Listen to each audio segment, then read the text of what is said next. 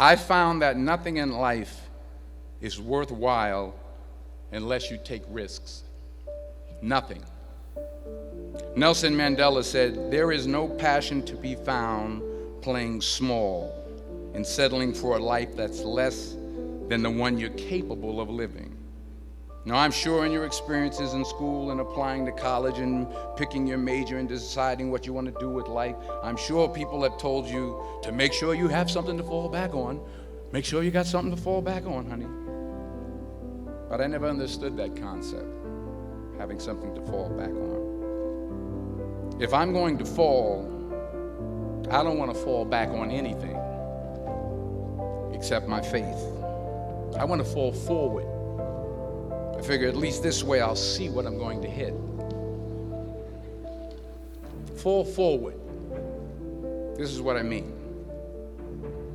Reggie Jackson struck out 2,600 times in his career, the most in the history of baseball. But you don't hear about the strikeouts. People remember the home runs. Fall forward. Thomas Edison conducted 1,000 failed experiments. Did you know that? I didn't know that. Because the 1,001st was the light bulb. Fall forward. Every failed experiment is one step closer to success. You've got to take risks, and I'm sure you've probably heard that before, but I want to talk to you about why that's so important. I got 3 reasons, and then you can pick up your iPhones. First, you will fail at some point in your life. Accept it. You will lose. You will embarrass yourself. You will suck at something. There's no doubt about it. And I know that's probably not a traditional message for a graduation ceremony, but hey, I'm telling you, embrace it, because it's inevitable. And I should know. In the acting business, you fail all the time. Early on in my career, I auditioned for a part in a Broadway musical. Perfect role for me, I thought, except for the fact that I can't sing.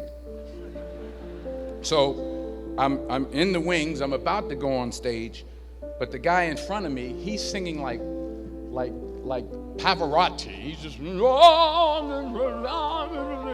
he's just going on and on and on, and I'm just shrinking, I'm getting smaller and smaller. So they say, "Oh, thank you very much, and you'll be hearing from us." So I come out with my little sheet music, and it was Just My Imagination by the Temptations. That's what I came up with. So I hand it to the accompanist, and she looks at it and looks at me and looks out at the director, and was like, nice. So I start, I'm going to sing. I'm like, it's just my imagination once again, and they're coming away with me. And I'm not saying anything, so I'm thinking I'm getting better. So I start getting into it.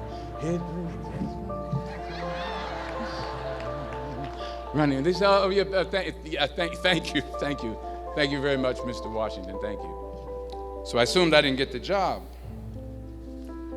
But the next part of the audition, he called me back. The next part of the audition is the acting part of the audition.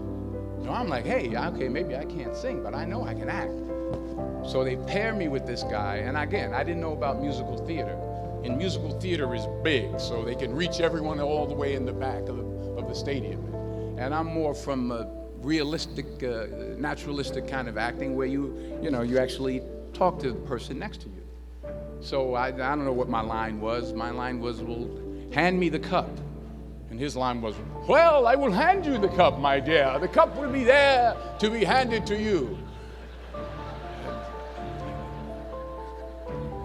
I said, oh, okay. Well, should I give you the cup back? Oh, yes, you should give it back to me, because you know that is my cup and it should be given back to me.